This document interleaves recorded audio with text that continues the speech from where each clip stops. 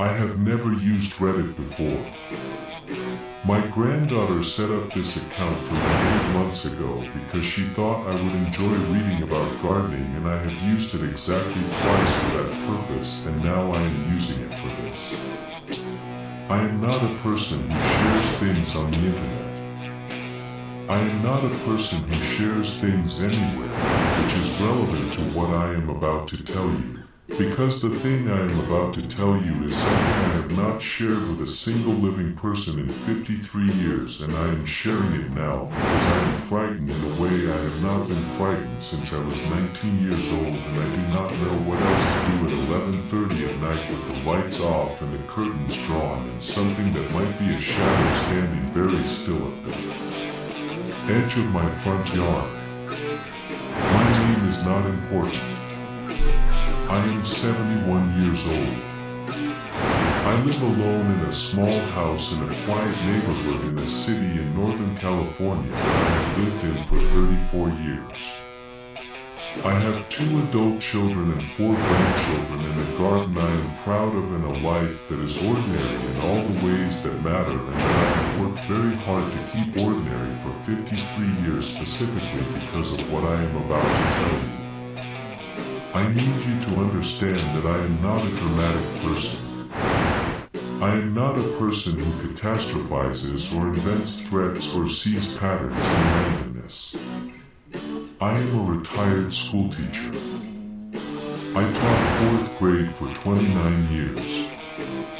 I am telling you this so you understand the baseline of who is writing this and why the thing I am about to describe is not the product of an elderly woman frightening herself in the dark.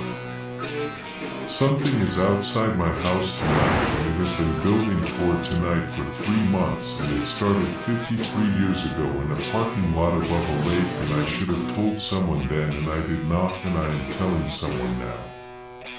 In the summer of 1968, I was 19 years old and living in the Bay Area with 2 roommates in an apartment that cost us $45 a month between 3 people, which tells you something about how long ago that was. I had a boyfriend named T. I am not going to use full names, not his, not mine, not anyone's, for reasons that will become clear. And on the night I am describing, we had driven up to a lake outside the city the way young people did on summer nights, to park and talk and be 19 in the particular way you can only be 19 in summer when you are not yet old enough to know what summer's end. We were parked at the far end of a lot that sat above the lake.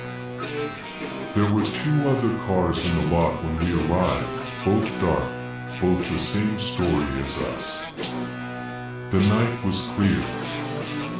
I remember the stars because I was looking at them through the windshield and thinking that this was the kind of night you tried to hold on to and couldn't.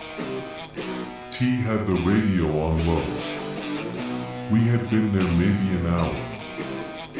I noticed the man because of the way he was walking. He was coming from the direction of the other cars, from the far end of the lot, moving toward the road, unhurried, hands at his sides. This is not unusual in a parking lot. People walk through parking lots. What was unusual was the quality of the walking, something I have spent 53 years trying to articulate and have never fully managed. He was walking the way a person walks when they are very deliberately performing the act of walking calmly. There is a difference between a person who is calm and a person who is working to appear calm, and at 19 years old I did not yet have the vocabulary for that difference, but I had the instinct for it, and my instinct registered it immediately. T was talking. I was watching the man.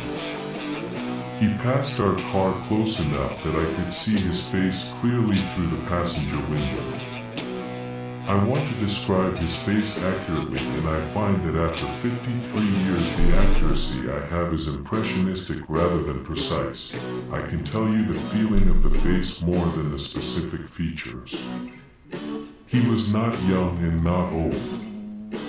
He was unremarkable in the way that Certain people are unremarkable by design rather than by nature, dressed ordinarily, built ordinarily, a face that would not linger in memory under normal circumstances. The kind of person you would not look at twice. He looked at me. Not a glance. Not the brief eye contact of two people registering each other's presence in a shared space. He turned his head and looked at me directly and fully and with a quality of attention that I felt before I understood it, the way you feel a drop in temperature before you consciously register the cold. He looked at me for what could not have been more than 3 or 4 seconds, and then he smiled. Not a friendly smile. Not the reflexive acknowledgement smile of a stranger caught looking. A smile that said something I did not have words for at 19 and that I have spent 53 years finding words for, and the closest I have come is this, the smile of a person who has just made a decision and found it satisfactory. Then he looked away and kept walking and was gone. I told T that man gave me the creeps. T looked up and the man was already past, and T said, "What man?" and I said, "Never mind," and we stayed another 20 minutes and drove home, and I did not think about the man again until the next morning when I heard the news. I am not going to describe what had happened in that parking lot. If you are familiar with the cases from that period in Northern California, you may be able to make certain connections from the details I have provided, and I am asking you not to make those connections publicly in the comments because I need this account to stay as vague as possible for reasons I hope will be clear by the end. What I will tell you is that something had happened to the people in one of the other cars in that lot. Something that was on the news for a long time afterward. Something that was never resolved. I was 19 years old and I had seen a man walking away from that area of the lot, and he had looked at me and smiled, and I did not tell anyone. I want to explain why I did not tell anyone, because it is the thing I have lived with longest and the thing I have the most complicated feelings about. I did not tell anyone because I was 19 years old and I was afraid, and I told myself I had not seen anything useful. I could not describe the man with any precision. I had not seen anything happen. I had only seen a man walking and looking and smiling, and none of those things are crimes. I told myself the police would not find my account useful.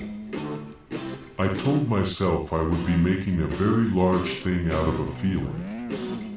I have told myself these things for 53 years. I got older. I moved away. I married and had children and taught 4th grade and grew a garden and built the ordinary life I mentioned, and I carried the memory the way you carry something you have decided not to put down, always present, weight so familiar you stop noticing it, occasionally shifting in your grip to remind you it is there. T and I lost touch eventually. I never told him what I had seen. I never told my husband, who died 11 years ago. I never told my children. I told no one, and I became someone who had told no one for so long that telling someone began to feel impossible, like a room you have kept locked for so long that you have forgotten there is a door.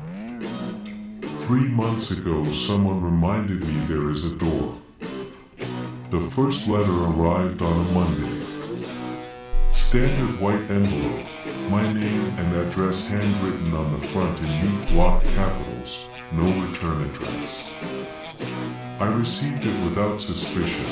I receive letters. I am 71. Letters are not unusual. I opened it at my kitchen table with my morning coffee. Inside was a photograph. A photograph of me. Taken from outside my house. I could tell from the angle and the background, the corner of my front garden visible on the left side, the street behind me. I was in the P.